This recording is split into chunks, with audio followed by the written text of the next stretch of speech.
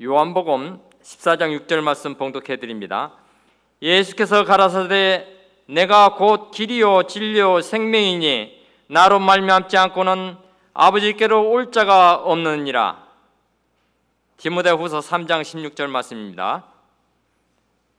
모든 성경은 하나님의 감동으로 된 것으로 교훈과 책망과 바르게 함과 의로 교육하기에 유익하니 이는 하나님의 사람으로 온전케 하며 모든 선한 일을 행하기에 온전케 하려 함이니라. 이는 하나님의 말씀이니라. 아멘.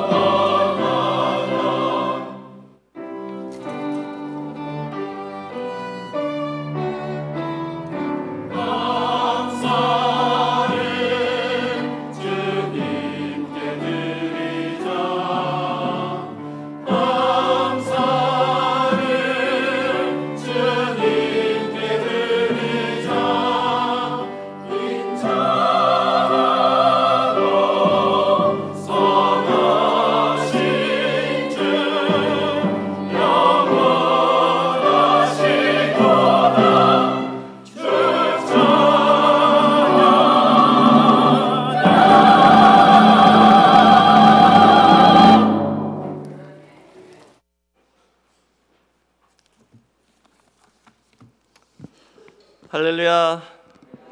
네, 우리 호산나 성가대의 힘찬 찬양 감사드립니다.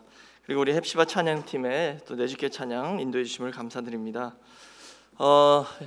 저희가 이렇게 주일마다 인사를 하는데요, 제가 오랫동안 안 한 인사가 있죠. 이번에 좀 한 번 더 리바이벌 할까 생각합니다. 뭔지 아시죠? 제가 한번 설명을 드릴게요. 우리 한국 사람들은 인사할 때 뭐라고 하냐면 밥 먹었냐고 물어보잖아요. 그게 인사잖아요. 그러니까는 그게 애정의 표현이죠. 근데 우리 영적인 성도는, 우리의 영적 양식은 뭐예요? 하나님 말씀입니다. 예수님이 그러셨잖아요. 마태복음 4장 4절에 사람이 떡으로만 살 것이 아니요 하나님 입에서 나오는 모든 말씀으로 산다. 그래서 저희는 인사를 성경 읽으셨습니까? 한번 해보겠습니다. 좌우에 계신 분들 보시면서 성경 읽으셨습니까? 한번 인사하겠습니다. 성경 읽으셨습니까?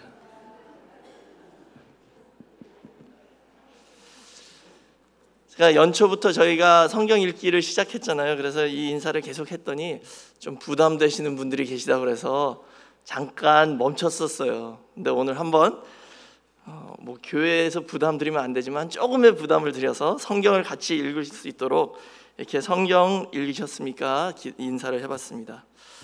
자, 저는 오늘 이 요한복음 14장 6절과 디모데후서 3장 16절에서 17절 말씀을 통해서 성공적인 삶의 길잡이는 오직 성경이라는 제목으로 잠시 은혜를 나누겠습니다.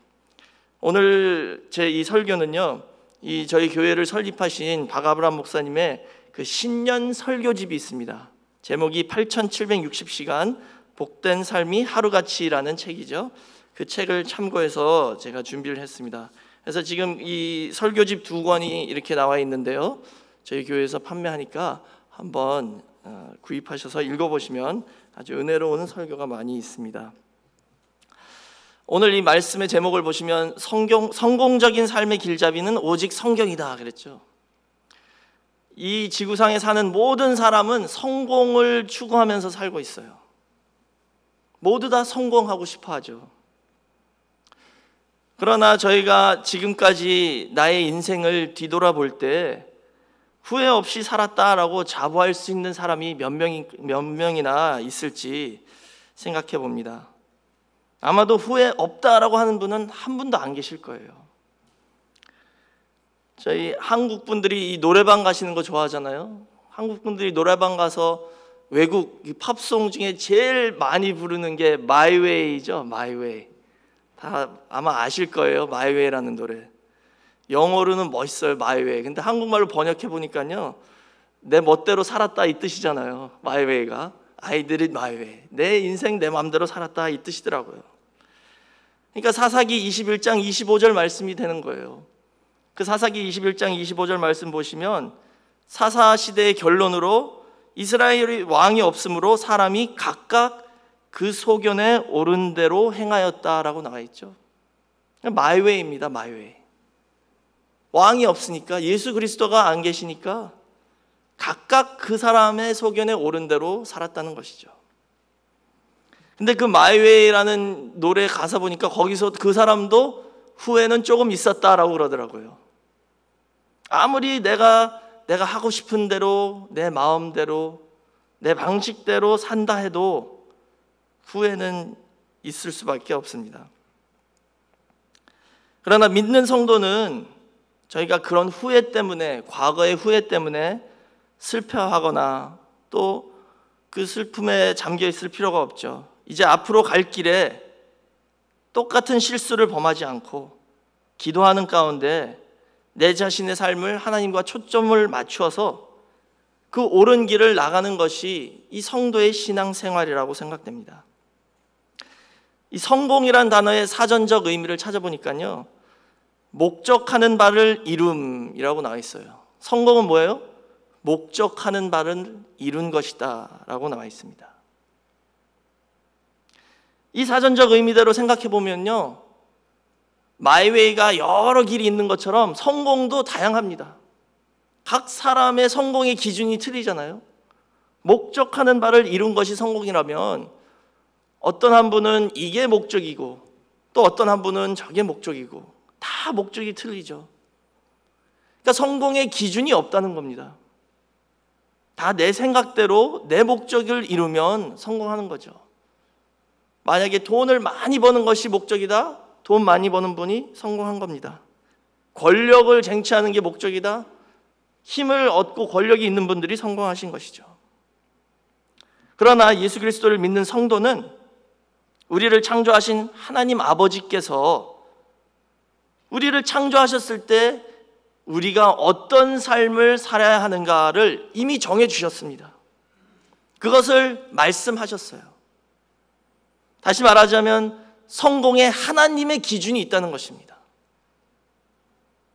다 마이웨이대로만이 아니라 이제는 하나님의 방식대로 삶을 살아서 하나님께서 원하시는 목적을 이루는 것이 바로 성경적인 성공이라는 것이죠. 예를 들어서 부모님들도 자녀들에 대한 다 소망과 소원이 있으시죠. 그런데 그 소원대로 다 되지 않잖아요. 그런데 이 원로 목사님 설교집을 읽다 보니까요, 이런 말씀을 하셨더라고요. 자식이 말 듣지 않는다고 하지 마세요 그러셨어요. 내가 하나님께 감사치 않고 하나님 말씀을 듣지 않는데 자식이 내 말을 듣겠습니까? 아이가 순종 안 할 때 이렇게 기도하라고 가르쳐 주셨습니다.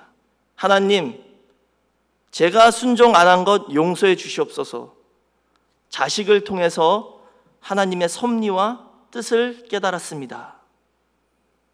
그리고 하신 말씀이 이런 마음만 가져도 그때부터 벌써 뒤집어진다라고 말씀하셨습니다. 세계 사람들이 깜짝 놀랄 정도로 그 가정에 복을 주신다라고 말씀하셨어요. 오늘 이 예배드리는 이 순간 마음으로 이 기도를 기도하시는 모든 성도님들 가정에 이런 놀라운 축복이 임하시기를 주의 이름으로 축원하겠습니다. 그래서 저희는 하나님의 성공의 기준에 맞춰서 살아야 됩니다. 원로 목사님이 항상 설교 때 자주 말씀하셨잖아요. 인류 대학 나오면 뭐하냐, 하버드나 예일 나오면 뭐하냐, 예수 안 믿고 구원을 못 받으면 아무 소용없다라고 말씀하셨죠. 누가복음 16장에 보시면 부자와 거지 나사로에 대한 비유가 있습니다. 세상 눈으로 볼 땐 누가 성공한 사람이죠? 당연히 부자죠. 그런데 하나님 눈에는 거지 나사로가 성공한 사람이다라고 하나님께서는 평가하고 계십니다. 그 기준이 전혀 다르잖아요. 세상 사람들은 부자니까 당연히 그 사람이 성공했고, 부자만이 아닙니다. 그거 자세히 읽어보시면 맨날 베푸는 삶을 사셨어요. 많은 사람들을 먹이고, 거지 나사로도 거기서 떨어지는 부스러기를 먹고 살았습니다. 그러니 그 동네 주변 사람들에게 얼마나 존경을 받는 사람이었겠어요. 그렇지만 하나님께서는 그렇지 않다라고 말씀하십니다. 거지 나사로는 아브라함 품에 갔지만 그 부자는 음부로 내려갔다라고 말씀하고 있죠.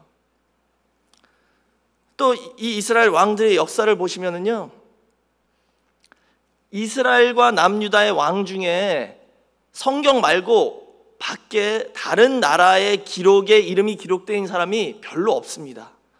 솔로몬 올라가 있고요. 그 외에 이스라엘 왕들의 이름이 다른 역사 기록에 나온 기록이 거의 없어요. 왜냐하면 아시다시피 이스라엘은 아주 작은 나라였잖아요. 주변의 강대국이 그 작은 나라의 왕들에 대해서 기록을 할 필요가 없죠. 그런데 고고학자들이 발견한 이 메사 비문이라는 게 있습니다. 메사 비문.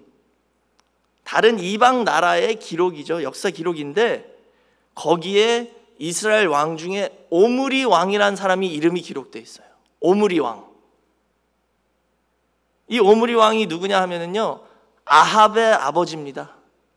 그 극악한 아합과 이세벨 잘 아시죠? 그 아합의 아버지가 오므리예요. 이 메사 비문에 이 강대국의 기록에 그 이름이 올랐다는 것은 그 사람의 업적이 대단했다는 것이죠. 그러니까 세상 기준으로는 위대한 왕이었습니다. 오므리 왕. 그 작은 나라의 왕이지만 이 강대국이 기록할 만큼 위대한 왕이었죠. 강력한 왕이었습니다. 그러나 성경에서는 어떻게 말씀하고 있어요? 성경을 보시면 이스라엘 역사 중에 가장 악한 왕 중에 하나로 올라가고 있습니다. 그 아들 아합은 가장 악한 왕이고요, 그 아버지도 가장 악한 왕 중에 하나로 기록이 되어 있죠. 이렇게 보세요. 세상의 기준과 성경의 기준이 이렇게 다르다는 것입니다. 세상은 존경받고 높임을 받는 왕이었지만 성경에서는 너무 악한 왕으로 하나님께서 평가를 하고 있습니다. 사랑하는 성도 여러분, 저와 여러분은 하나님께서 저희에게 제시하시는 그 성공의 기준으로 우리의 삶을 살아가는 그런 늘푸른 교회 성도 모두가 되시길 주의 이름으로 축원하겠습니다. 그렇다면 하나님께서 원하시는 성공적 삶은 어떤 삶인지 잠시 살펴보도록 하겠습니다. 첫 번째로는 하나님과 연합하여 새 사람이 되는 삶을 요구하고 계십니다. 하나님과 연합하여 새 사람이 되는 삶.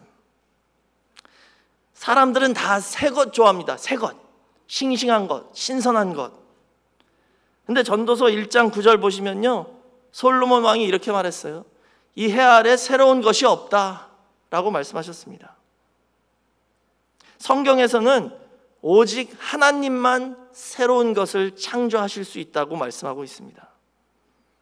그래서 고린도후서 5장 17절 말씀 보시면 누구든지 그리스도 안에 있으면 새로운 피조물이다 라고 말씀하셨죠. 하나님과 연합해서 하나님의 형상을 회복하는 그런 새로운 사람이 되는 것이 바로 우리 아버지께서 저에게 요구하시는 그런 바입니다. 그런데 하나님을 알지도 못하고 하나님에 대하여 관심도 없는 그런 시대가 요즘 저희가 살고 있는 이 시대이죠. 저희가 하나님과 신령한 결합과 연합과 교제가 있기 위해서는 오직 말씀과 기도로, 그리고 감사와 선한 일로 하나님과 연합할 수 있다라고 말씀하셨습니다. 왜냐하면 그것이 우리의 본래의 모습을 회복하는 길입니다. 아담이 타락하기 전에 저희는 하나님과 연합하여 영원 가운데 거할 수 있는 존재로 지음을 받았죠. 그래서 하나님은 사람을 영원을 사모하는 그 마음을 주셨다라고 전도서 3장 11절에 말씀하셨어요. 사람에게 영원을 사모하는 마음을 주셨다 그랬죠. 모든 사람은 영생하고 싶어 합니다. 그리고 모든 사람은 죽음을 싫어하고 죽음을 두려워하죠. 그 이유가 뭐냐? 본래 아담 타락하기 전에 그 본래의 세계가 바로 죽음이 없는 영원한 세계에 저희가 원래 살았어야 하는데, 아담이 타락함으로 말미암아 이제 죽음이 저에게 들어왔다는 것을 보여주고 있습니다. 비록 저희가 타락했지만 아직 그 영원을 사모하는 마음이 저희 안에 있다는 것입니다. 저희가 인간으로서 살아가는 게 짐승이나 동물과 뭐가 다를까 한번 생각해 봐야 합니다. 하나님께서는 사람에게 이 고차원의 지능을 주셨죠.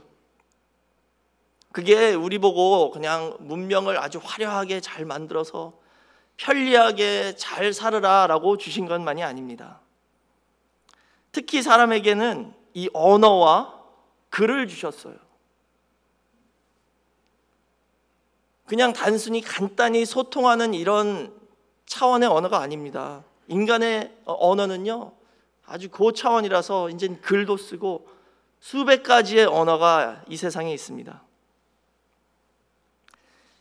이 언어와 글을 주신 그 이유가 뭔가 생각해 봤을 때 그것은 바로 하나님이 당신의 영을 타락한 인간에게 전달해 주셔야 되는데 그 방법이 없기 때문에 그 말씀 안에 하나님의 영을 담아서 주기 위하여 저에게 언어와 글이란 매개체를 주셨다는 것입니다. 그래서 짐승들이 할 수 없는 이런 소통, 깊은 대화를 나눌 수 있고, 글을 남겨서 후대에게 남겨둘 수 있고, 그 글을 읽고 저희가 은혜를 받아서 깨달을 수 있고 믿을 수 있게 된다는 것이죠. 하나님이 그냥 단순히 글 써서 내가 이걸로 뭐 어떻게 무슨 업적을 남기라, 이게 아니라 먼저는 하나님의 그 정신, 하나님의 뜻, 또 하나님의 영을 담을 수 있는 매개체로 주신 게 바로 이 언어이며 글입니다. 그래서 예수님이 요한복음 6장 63절에 말씀하셨죠. 살리는 것은 영인데 그 영과 생명을 어디다 담았다? 내 말 안에 담았다라고 말씀하셨습니다. 예수님 말씀 안에 우리를 살려주시는 영과 예수님의 그 영생, 그 생명이 담겨 있다는 것이죠.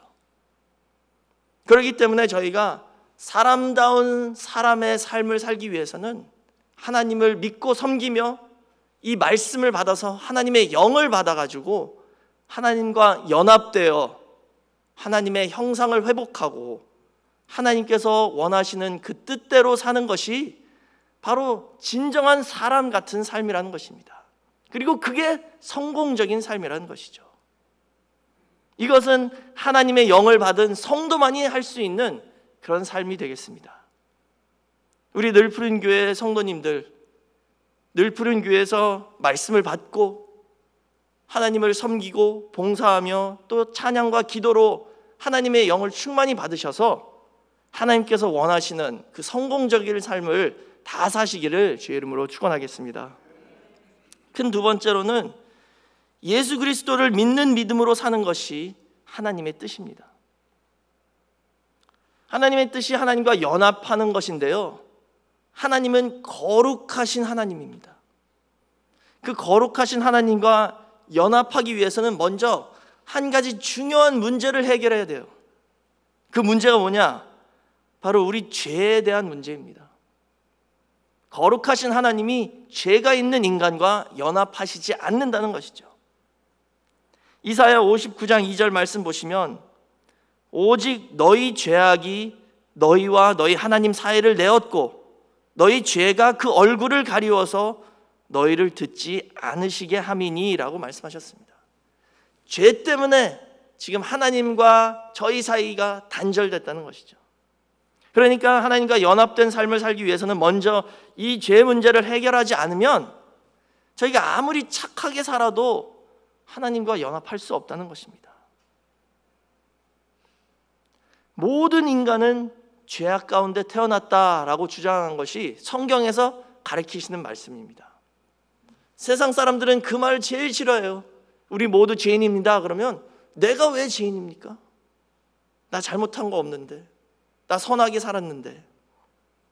성경에서는 분명히 말씀하고 있죠. 시편 51편 5절 말씀 보시면 내가 죄악 중에 출생하였으며 라고 나와 있습니다. 또 모친이 죄 중에 나를 잉태하였다 라고 다윗 왕이 고백하고 있죠. 로마서 3장 10절에서 12절 말씀 보셔도 기록한 바 의인은 없나니 하나도 없으며 깨닫는 자도 없고 하나님을 찾는 자도 없고 다 치우쳐 한 가지로 무익하게 되고 선을 행하는 자는 없나니 하나도 없다라고 말씀하셨어요. 그래서 우리는 먼저 예수 그리스도를 믿는 믿음이 필요하다는 것입니다. 그 예수라는 이름의 뜻이 뭡니까? 예수라는 이름의 뜻은 자기 백성을 죄악에서 구원한다입니다. 그게 마태복음 1장 21절에 나와 있죠.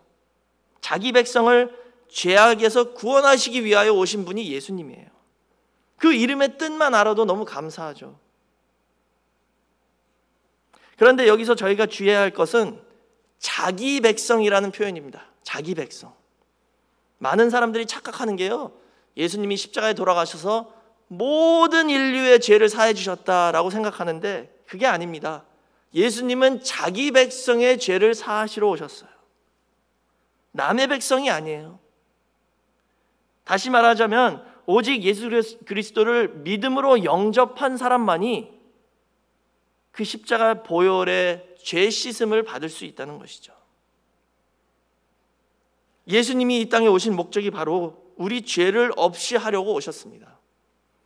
예수 그리스도를 믿어야지 그 죄가 없어지고 그래야지만이 저희가 하나님과 연합하는 삶을 살 수 있다는 것을 보여주고 있죠.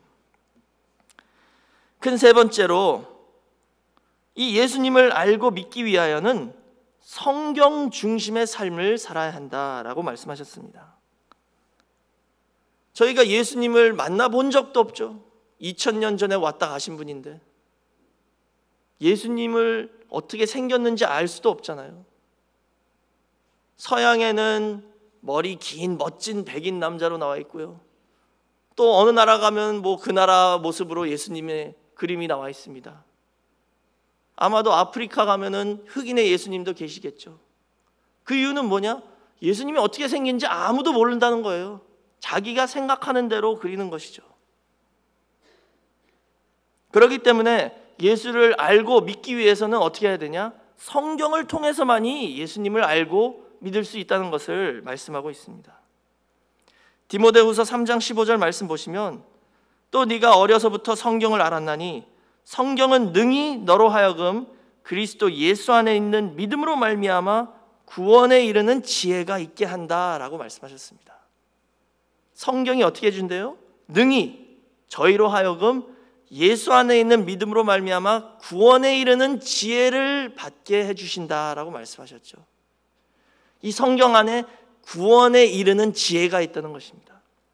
그 구원에 이르는 지혜를 저희가 받아야지만이 예수님을 알고 믿을 수 있다는 거예요. 그러나 그 지혜를 받지 못하면 예수님을 알 수도 없고 믿을 수도 없다는 것이죠. 로마서 10장 17절에서도 믿음은 들음에서 나며 들음은 그리스도의 말씀이다 그랬죠. 또 요한복음 5장 39절에서도 이 성경이 곧 예수 그리스도에 대하여 증거한다라고 말씀하고 있습니다. 그래서 고린도전서 2장 7절에서 8절 말씀 보시면은요, 아까 말씀드린 그 지혜, 구원에 이르는 지혜, 그 고린도전서 2장 8절에 이 지혜를 그 시대의 관원이 하나도 몰랐대요. 만일 알았다면 영광의 주를 십자가에 못 박지 아니하였으리라 라고 말씀하셨습니다. 예수님 당시에 이스라엘 백성들 중에 그 성경 안에 있는 구원에 이르는 지혜를 받은 사람이 하나도 없었기 때문에 영광의 주를 십자가에 못 박았다라고 말씀하고 있습니다.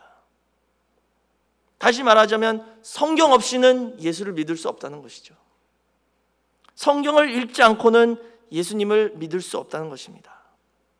성경 말씀 듣지도 않고 성경을 읽지도 않고 나 예수 믿는다 하시는 분들은 사실상 거짓말하는 거나 마찬가지예요. 저희는 성경 말씀을 듣고 성경을 읽고 또 그 말씀대로 살려고 노력하는 그런 가운데 예수님을 진정으로 만날 수 있게 된다는 것입니다. 그래서 하나님의 소원은 당신의 자녀들이 이 성경을 통하여 예수 그리스도를 온전히 믿고 예수를 믿음으로 말미암아 하나님 아버지께로 나가는 그 길이 바로 하나님께서 저에게 주신 그 성공의 길입니다. 오늘 본문 말씀 요한복음 14장 6절에 나와 있죠. 예수께서 가라사대 내가 곧 길이요 진리요 생명이니 나로 말미암지 않고는 아버지께로 올 자가 없다라고 말씀하셨습니다. 그러니까 지금 하나님께로 가는 길을 정확하게 보여주셨죠. 그 첫 걸음이 어디입니까? 성경이에요. 그 첫 단추가 성경입니다. 성경을 통해서 예수님을 알게 되고 예수님을 믿고 알면 하나님 아버지께로 가게 되는 겁니다. 구원의 길은 좁은 문이다, 좁은 길이다 라고 말씀하셨죠. 다른 길이 없습니다. 하나님께서는 이 좁은 문과 길을 예비해 두셨어요. 이 길에서부터 이탈하는 사람은 그 밖이라는 것이죠. 우리는 성경을 통해서 예수를 알고 예수를 믿고 예수를 믿음으로 하나님 아버지와 연합할 수 있습니다. 그렇기 때문에 저희 늘푸른 교회에서는 성경 공부를 이렇게 강조를 하고 있는 것입니다. 그게 첫 단추이기 때문에 성경을 벗어나면 그 성공의 길을 갈 수 없습니다. 그런데 참 안타까운 것은 요즘 많은 교회들이 성경을 벗어나고 있습니다. 성경에 없는 말씀을 가르치고요, 성경에 있는 말씀을 안 가르치고 성경에 있는 말씀이 틀렸다 주장하고 다른 예수를 증거하는 교회들도 많이 있다는 것이죠. 호세아 6장 6절 말씀 보시면은요, 하나님께서 원하시는 게 뭐냐 정확하게 나와 있습니다. 나는 인애를 원하고 제사를 원치 아니하며. 제사보다 뭐예요? 사랑, 인애. 번제보다, 제사 중에 번제가 있죠. 번제보다 하나님을 아는 것을 원하노라 라고 말씀하셨습니다. 하나님을 아는 것을 원한다. 그게 하나님의 소원이라는 거예요. 백날 제사 아무리 바쳐봤자 하나님을 모르면 아무 소용없다는 것입니다. 호세아 4장 6절에서도 내 백성이 지식이 없으므로 망하는도다. 네가 지식을 버렸으니 나도 너를 버린다 라고 말씀하셨죠. 여기 지식은 하나님 말씀에 대한 지식을 의미합니다. 사랑하는 성도 여러분, 하나님 아는 길, 이 성경 말씀에 대한 지식을 택하는 우리 성도가 모두가 되시길 주의 이름으로 축원하겠습니다. 저희는 이제 가을이 가까웠잖아요. 이제 조금 있으면 학교도 시작하고 또 아침 저녁으로 선선한 바람이 불고 있습니다. 아이들이 학교 시작해서 공부를 다시 시작하는 것처럼 저희 늘푸른 교회에서도 이제 가을이 시작하면 성경 공부를 시작하죠. 그래서 몇 가지 말씀드리겠습니다. 우선 9월 16일부터 23일까지 일주일 동안 서울에서 선교사 2분이 오셔서 성경 공부를 저희가 할 겁니다. 일주일 동안. 그래서 월요일 도착하시니까 월요일은 쉬고요. 화, 수, 목, 금 다양한 시간이 있을 겁니다. 교회에서도 하고 플러싱에서도 하고 목요일은 맨하탄에서도 하고 또 주일날도 다 모여서 성경 공부도 합니다. 그리고 더 나아가서 9월 15일 주일부터 7주 과정의 새가족 공부를 제가 시작하기로 했습니다. 근데 새가족 공부라고 하지만요, 이것은 새가족분들만 해야 할 공부가 아닙니다. 성경 공부를 안 해보신 분들, 그리고 또 했지만 다시 한번 복습을 하시고 싶으신 분들 모두 다 참석하시면 좋겠습니다. 그래서 이 7주 과정의 공부를 통해서 성경에 대한 기초를 단단히 든든하게 세워서 저희가 더욱더 하나님 아버지를 알아가는데 한 발자국 더 앞으로 나가는 그런 역사가 있으시길 주의 이름으로 축원하겠습니다. 마지막 네 번째로는 전도가 하나님 아버지께서 가장 기뻐하시는 일입니다. 전도가 하나님께서 가장 기뻐하시는 일이죠. 그 원로 목사님 설교집을 보니까요, 이렇게 말씀하셨어요. 우리 전 성도가 예수님과 같은 복음 전도의 사상을 가져야 됩니다라고 말씀하셨습니다. 예수님 같은 복음 전도의 사상이 뭐냐? 마가복음 3장 20절을 보니까요, 예수님은 복음을 전파하시기 위해서 식사할 겨를도 없었다라고 나와 있어요. 복음 전파하시는데 너무 바쁘셔서 식사할 겨를도 없으셨다라고 말씀하셨습니다. 저희는 이런 믿음과 이런 사상으로 이제는 전도에 임하시길 부탁드리겠습니다. 그런데 이 전도라고 그러면요, 저희가 부담 많이 받잖아요. 근데 사실상 전도는 교회 안에서 하는 모든 일이 다 전도입니다. 전도에는 다양한 일이 있습니다. 저희가 교회 청소하는 것도 전도예요. 왜? 새 가족이 오셨을 때 교회가 깨끗하게 준비하는 것도 필요한 일이죠. 교회에서 봉사나 청소나 찬양, 또 양육, 관리, 그리고 직접 나가서 전도, 이 모든 게 다 전도 안에 들어가는 것이죠.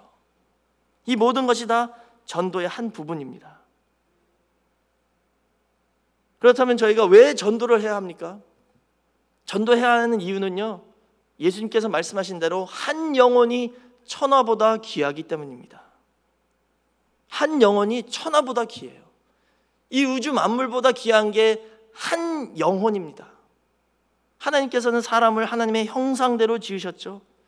그렇기 때문에 그 하나님의 형상을 입은 그 한 영혼이 이만큼 귀하기 때문에 저희는 반드시 이 복음을 전해야 합니다. 또 전도의 범위는 땅끝까지이고 전도의 내용은 하나님 나라가 가까웠다입니다. 지금 저희가 살고 있는 이 세상보다 더 좋은 나라, 영원한 나라가 있다는 것을 반드시 알려야 하죠. 또 전도가 약속하는 내용은 바로 영생입니다. 요한일서 2장 25절에 하나님께서 사람들에게 약속한 것이 딱 한 가지인데 그게 뭐냐? 바로 영생이라는 것이죠. 제가 이 설교 시작할 때 성공이 무엇인지 한번 물었습니다. 저희는 그 성공이 무엇인지를 알기 위해서 한번 성공을 못한 사람을 살펴볼게요. 아까 말씀드린 누가복음 16장에 나와 있는 부자입니다. 누가복음 16장에 나와 있는 그 부자는 세상의 눈으로는 성공한 듯 보였지만 사실상 성공을 못한 사람이에요. 왜냐하면 그 사람은 죽은 후에 음부로 내려갔기 때문입니다. 근데 이 사람이 그 음부에 내려가서 아브라함에게 요구하는 것을 보면 이 사람한테 가장 시급한 게 뭔지 알 수 있죠. 그렇다면 그 시급한 것을 우리가 한다면 성공을 할 수 있다는 것입니다. 누가복음 16장 24절 보시면요, 가장 먼저 음부에서 이 사람이 한 말이 뭐냐? 아버지 아브라함에게 그 거지 나사로 손가락에 물을 한 방울 찍어서 제 혀에 좀 대주세요 라고 요청했습니다. 얼마나 괴로웠고 얼마나 뜨거웠으면 손가락으로 물 한 방울만 찍어서 제 혀에 닿게 해주세요 라고 요청을 했습니다. 자신의 고통에서 조금 더 덜어줄 수 있을까 해서 이런 요구를 한 것이죠.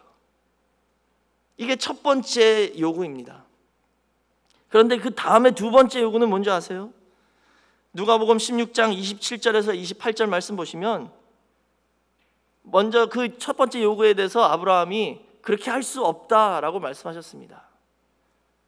천국과 지옥 사이에 이 벽이 있어서 넘어갈 수 없다는 거예요.